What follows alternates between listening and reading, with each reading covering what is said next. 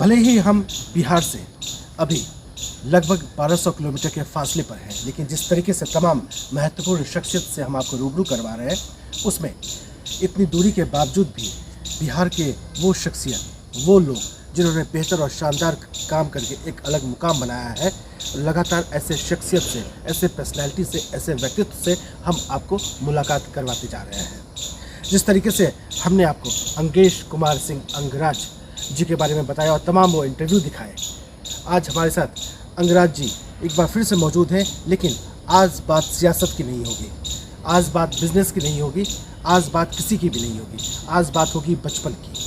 आखिर कोई व्यक्ति कैसे बचपन से मामूली से गलियों से निकलकर शिवहर में एक आम परिवार से निकला हुआ बच्चा आज धूमकेतु की तरह छा जाता है और कह सकते हैं सफल उद्यमी के रूप में एक अलग कारोबार स्थापित करते हैं, साथ ही समाजसेवी और शिक्षाविद के तौर पर एक अलग मुकाम बनाते हैं, राजनीति के तौर पर अपनी एक अलग हनक रखते हैं। आज हम बात करेंगे आखिर बचपन का दौर कैसे बीता, कैसे यहाँ तक का सफ़र तय करेंगे कि कभी इल्म था, कभी सोचा था, और कैसे बचपन कैसे गुजरा, कहाँ से गुजरा, किन गलियों से गुजरा, खुद बताएंगे अंगराज जी।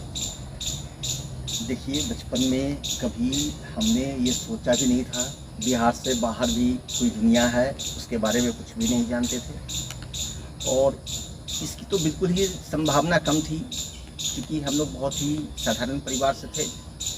तो कभी ये दिमाग में भी नहीं आया कि हम बिहार से बाहर भी जा सकते हैं। हम लोग पटना तक चले जाते थे, वो हमारे लिए एक दिवा स्वप्न की तरह होता था। पटना अगर जाने का कोई नाम ले देता था तो हम लोग सोचते थे बहुत बड़े शहर में जा रहे हैं। और बचपन हम लोगों का एक तरीके से कह लीजिए हर संसाधन का अभाव में हम लोगों का बचपन बीता है। हम लोगों ने लालटेन की रोशनी में पढ़ाई करी। जब छोटे थे हम लोग के गांव में मोटरेबल रोड नहीं था, हम अपने घर तक जूते पहनकर भी नहीं जा सकते थे। तब जब हम लोग छोटे थे हम लोग को सैंडल टाइप का हवाई चप्पल नहीं इसलिए पहन सकते थे, कीचड़ में फंस जाता था, फीता टूट जाता था या अंदर ही छूट जाता था। तो उस समय पिताजी हम लोग को सैंडल ऊपर से जो बांधने का होता है प्लास्टिक का, वो देते थे बरसात में। प्लास्टिक वाला जो सैंडल आता था, हाँ, जो बारिश के पानी में चिपकता नहीं। हाँ, तो और हफ्तों 15-15 दिन तक लगातार बारिश हुआ करती थी। मतलब अगर हम कभी कभी ऐसा भी हुआ है बाढ़ के दिन में कि अगर ऊपर चौकी से अगर हम पैर रखते थे तो पानी में जाता था सीधा। हम लोग highly flood affected area zone से आते हैं। बागमती नदी के किनारे हम लोग का गाँव है। अंगराज जी, तमाम दर्शक जानना चाहते हैं आपका जन्म कहाँ हुआ, किस गांव में हुआ, पिताजी क्या करते थे, कौन से स्कूल से आपने पहली पढ़ाई, पहला जो आपने शुरू किया कहाँ से किया, थोड़ा इन चीज़ों के बारे में तफसील से बताइए। देखिए, जगदीशपुर कोठिया तरियानी ज़िले में है। वो हमारा पैदाइशी जगह है। हमारे पिताजी श्री नारायण सिंह, अब तो स्वर्गीय श्री नारायण सिंह, एक शिक्षक थे। और जगदीशपुर कोठिया तब एक मिडिल स्कूल हुआ करता था, और उन्होंने हम लोग के पढ़ाई के लिए एक हमारे ही गांव में शिक्षक थे, हमारे पिताजी के ही मित्र थे, वो हमारे दरवाजे पर ही रहते थे। शिवहर ज़िले में ही भलवाही गांव है, वहीं के शिवचंद्र बाबू थे। वो बचपन में हम लोग को ट्यूशन वही दिया करते थे, और हमें याद है शाम हो जाने पर मास्टर साहब हम लोग को बोलते थे लालटेन खुद साफ़ करो। लालटेन साफ़ करने में कभी शीशा भी टूट जाता था, तो चूना, हमें याद है चूना लगा करके लालटेन का शीशा हम लोग साफ़ करते थे कि रोशनी अच्छी आए। नहीं तो मास्टर साहब से घंटा भी पड़ता। हाँ, वो फिर नाराज़ होते थे कि तुम लोगों ने अपना लालटेन साफ़ नहीं किया है, कैसे पढ़ाई करो। अच्छा, पिटाई भी होती थी। तब कोई गार्जियन बोलता भी नहीं था। अगर शिक्षक किसी छात्र को मार रहे हैं तो कोई गार्जियन इंटरफेयर नहीं करता था। आज की डेट में किसी छात्र को अगर कोई शिक्षक धोखे से भी एक डंडा मार दे तो न जाने कौन कौन सा मुकदमा लग जाता है उसके ऊपर। तो हम लोग ऐसे माहौल में रहे हैं और बहुत ही आज की डेट में हम लोग जिस परिवार माने बहुत सारे ऐसे परिवार हैं जिनको लोग गरीब की श्रेणी में रखते हैं, हम लोग भी वैसे ही परिवार से आते हैं। और शुरू में ही हमारा सपना था कि हम जब भी पैसा कमाएंगे घर बनाएंगे। जब काम करने लगा और घर बनाने लगा तो आज सच्ची बात यह है कि मुझे खुद नहीं याद है मेरे कितने घर हैं। बचपन की बारीकियों से लेके वो तमाम बातें हैं जो शायद पहली बार किसी टीवी चैनल पे अंग्रेज जी की तरफ से सुनने को तमाम जनता को मिल रहा है। हिमालय की वादियों से ये इंटरव्यू है, बिहार से 1200 किलोमीटर दूर ये इंटरव्यू हम कर रहे हैं उस शख्सियत से जो बिहार की गलियों से निकला।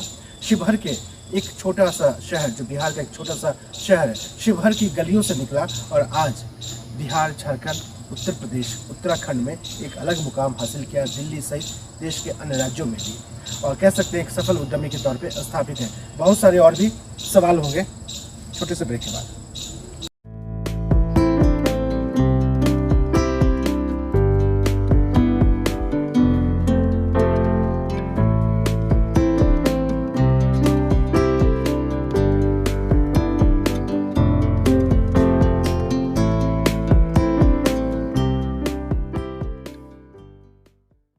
बाद आपका स्वागत है। हिमालय की वादियों में हम मौजूद हैं।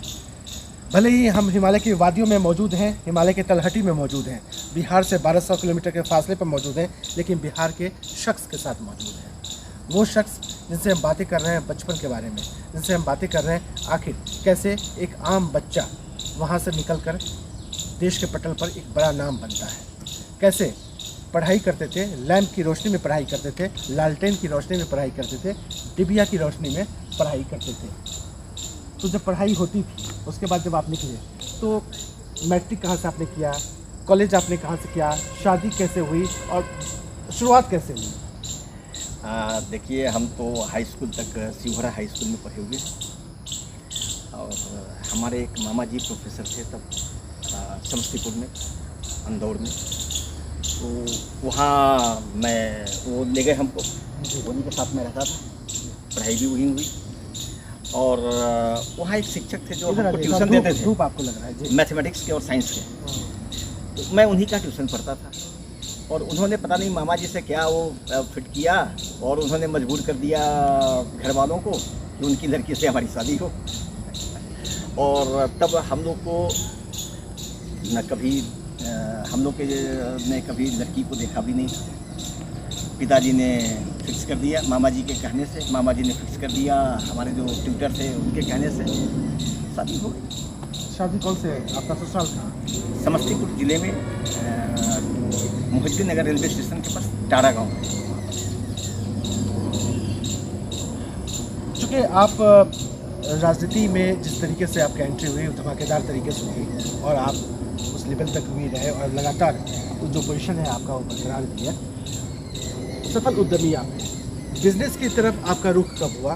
कैसे आपने सोचा कि बिजनेसमैन बनना है, एक आपको एक अलग माइलस्टोन स्थापित करना है? बिजनेस की शुरुआत कैसे हुई और उत्तर प्रदेश को आपने कर्मभूमि क्यों बनाया? देखिए, हम अपने मामा जी के पास घूमने आए थे और पनकी पावर हाउस में उस दिन उन्होंने ही भेजा था कि जाकर के देखो वहाँ पर कोई काम कर सकते हो क्या। उनके जानने वाले कुछ लोग थे बिजली विभाग में, चूँकि मामा जी इंजीनियर थे और उनके तमाम दोस्त थे वहाँ पर। तो मैं वहाँ गया, हमको बताया गया कि एक फर्म छपवा लो और उस पर काम करते हैं। तब हम लोग फर्म के बारे में कोई जानते भी नहीं थे, तो कुछ लोगों ने राय लिया अपने नाम से छपवाओ। फिर कुछ लोगों ने कहा कहीं सरकारी नौकरी लगेगी तो फर्म खुदे रहोगे तो फंस जाओगे, तो कोई इनडायरेक्ट नाम रखो।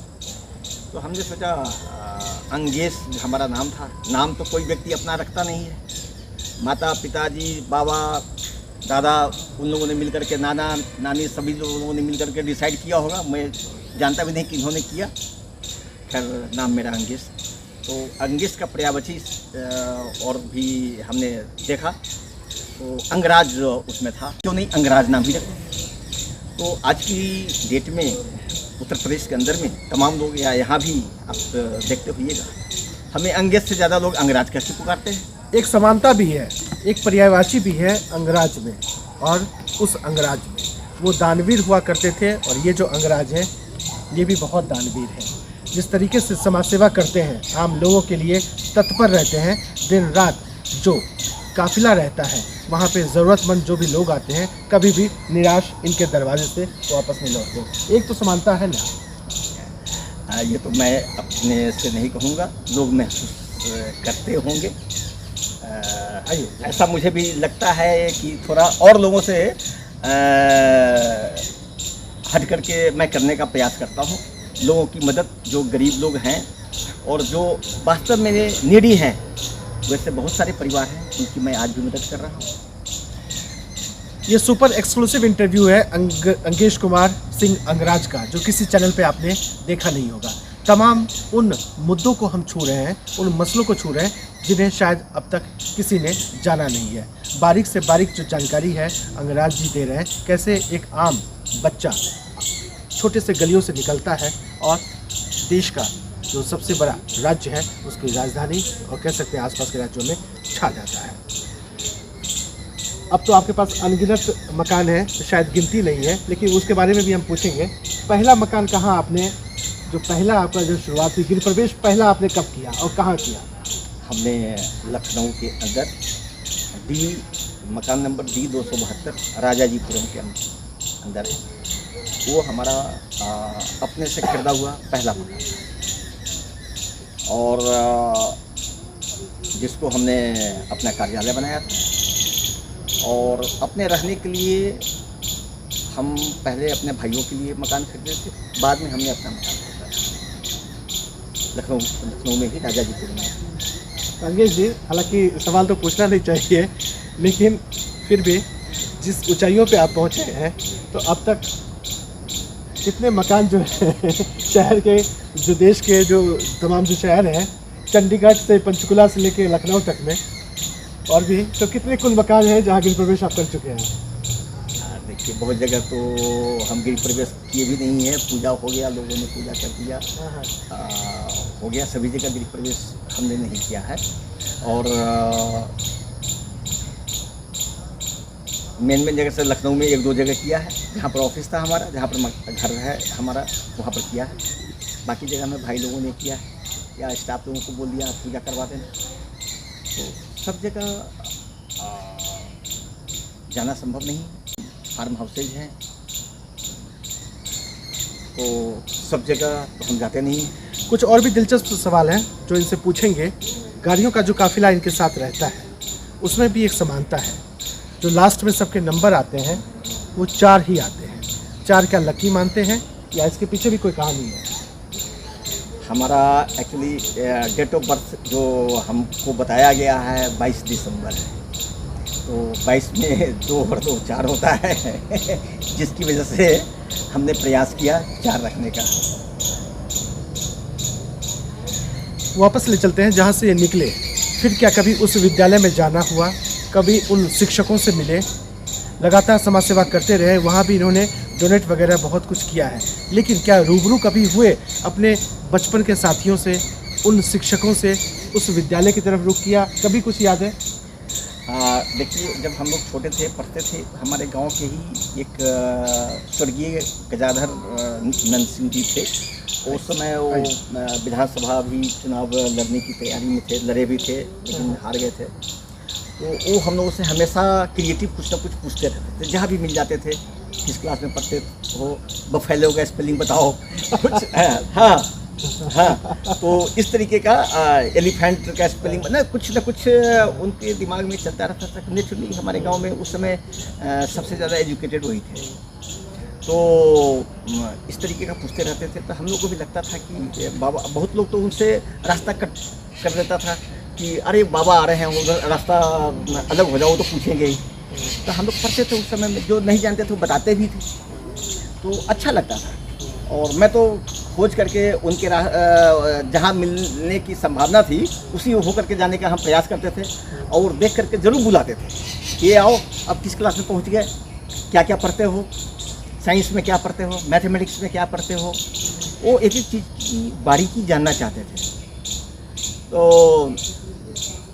एक दिन की बात है, मैं पटना में पढ़ रहा था, तब हम गांव से निकल करके शिवहर रूट पर पटना के लिए बस पकड़ने गए थे।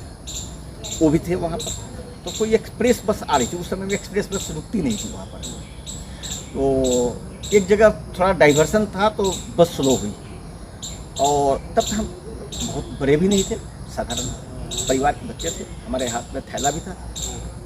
तो मैंने बस को वो ठोका तो किसी ने खोल दिया दरवाज़ा, मैं अंदर घुस गया और वो वहीं खड़े रह गए। तो वहाँ पर जो खड़े लगातार बिहार से कनेक्टेड है, लोगों से लगातार इनका जुड़ाव है। एक तरीके से कहिए तो जनता दरबार जहाँ भी रहते हैं वहाँ चालू रहता है। तमाम जो लोग रहते हैं वो आते हैं, सुख दुख में लगातार ही शरीक होते हैं। जाना आना कैसे होता है और कैसे मतलब इसकी भरपाई कर पाते हैं आप? देखिए, पहले माता जी जब तक थी तो हम लोग का एकदम मैंडेटरी था छठ पूजा में बिहार जाना, गांव पर जाना, होली में गांव पर जाना, दशहरा में भी गांव पर जाना।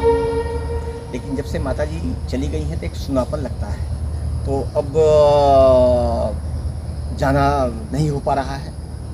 और जाने का मकसद भी पहले होता था माता जी से मिलने का, तो वो है नहीं, तो वहाँ पर जा कर के खाली खाली सा लगता है, तो इसलिए भी जाने की इच्छा नहीं होती है। लेकिन जब कोई ज़रूरत होता है, ओकेजन होता है, गांव है, घर है, जाना ही पड़ेगा, जाते ही। मंदिर में दर्शन किए हुए ये कहीं भी रहे, हनुमान जी के जो चरणों में बिना माथा टिकाए हुए ये निकलते रहिए। इसकी बानगी भी आप देख सकते हैं। इनके साथ साथ हमें भी हनुमान जी के दर्शन करने पड़े और प्रसाद वहीं ग्रहण करना पड़ा। कैसे वक्त निकालते हैं आप? अगर यहाँ रहते हैं, कहीं और भी रहते हैं, तो इतना वक्त फिर कैसे आप कर लेते हैं? देखिए, मंगलवार को खास करके सुबह जब अपने जीवन का शुरुआत ही, मैं लाइफ का शुरुआत ही करता हूँ हनुमान जी का दर्शन करके। और शनिवार को और मंगलवार को 2 दिन ऐसा फिक्स है कि बगैर मंदिर से लौटे हुए हम कहीं जाते ही नहीं। कोई कार्य की बात भी नहीं करते हैं, न कहीं किसी तरीके का कोई मीटिंग में मैं जाता हूँ, अवॉइड कर देता हूँ, स्टाफ को, इंजीनियर्स को भेज देता हूँ, मैं खुद नहीं जाता हूँ। हम भगवान का पूजा पाठ करने के बाद ही तब हम कार्य क्षेत्र में निकलते हैं, खास करके ये दोनों दिन। तस्वीरों में आप देख सकते हैं अंगराज जी कितने फिट हैं, और ये जो फिटनेस है इसके पीछे बहुत सारी वजह है। जो दिनचर्या का ये पालन करते हैं वो भी काबिले तारीफ़ है। जिस तरीके से खाने पीने की चीज़ों का चयन करते हैं वो भी शानदार है। दिनचर्या की शुरुआत कैसे करते हैं, आज हम हल्के फुल्के सवाल आपसे कर रहे हैं। तो दिनचर्या की शुरुआत कैसे होती है और कैसे रात ढलती है? देखिए, हमारा रूटीन है, सुबह में क्या मेरे साथ बताइए इसमें? एप्पल विनेगर के साथ, शहद के साथ एप्पल विनेगर और एक ग्लास पानी, गर्म पानी में सबसे पहले मैं ये लेता हूँ। उसके बाद कुछ बादाम और दूध का जो मलाई होता है उसके साथ लेते हैं। फिर उसके बाद जो भी ब्रेकफास्ट है, खाने में जो भी बना हो, फिर निकल जाते हैं। फिर रात को घर में ही बाज़ार का चीज़ खाना अवॉइड करते हैं। दिन में हम नॉर्मली कुछ खाते नहीं। एक बार सुबह जो घर में, अगर हम 9 बजे भी निकल रहे हैं तो घर में खाना खाकर निकलेंगे, अगर 11 बजे भी निकल रहे हैं तो घर में खाना खाकर निकलेंगे, और रात का खाना हम घर में खाते हैं। तो जब आप बिहार की तरफ रुख करते हैं, पहली बार आप जब फ्लाइट से उतरते हैं, लैंड करते हैं, सबसे पहला चीज़ क्या खाना पसंद करते हैं?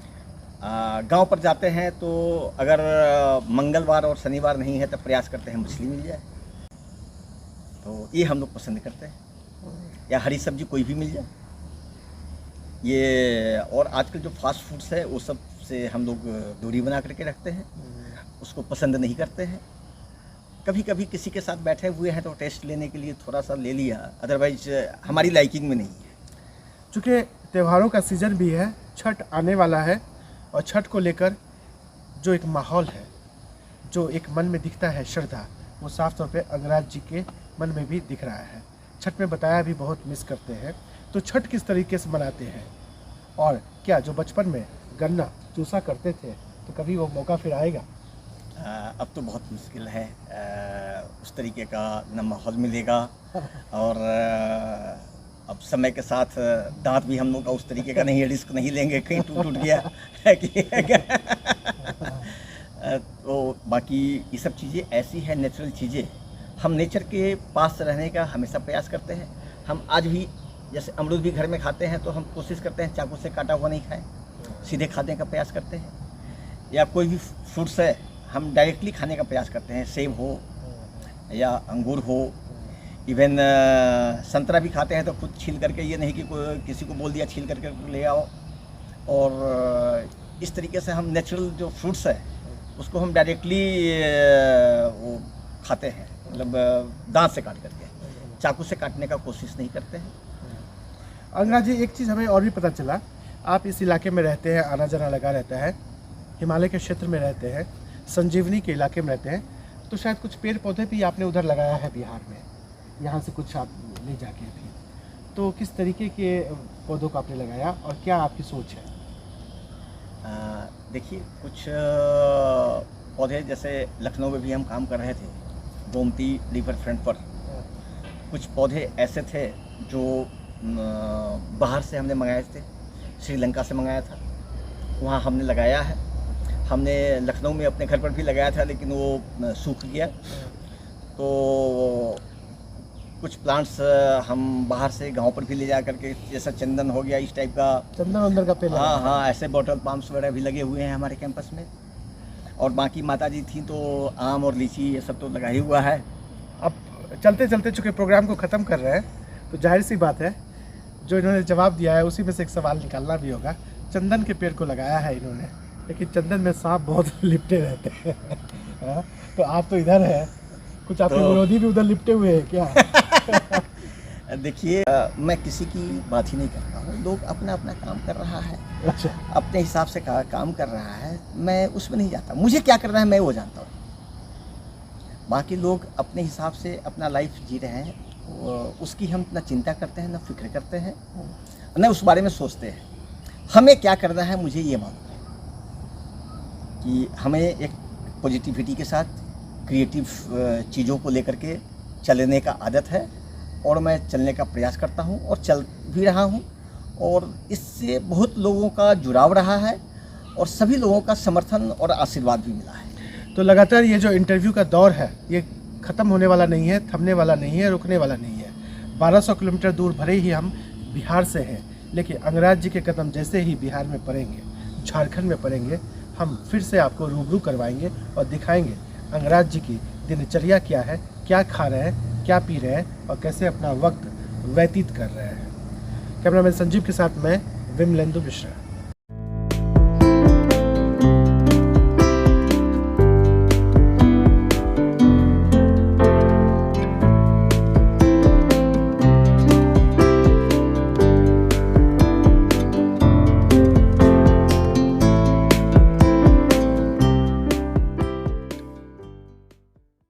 विजन टीवी निकल पड़ा है अपने मकसद को अंजाम देने के लिए।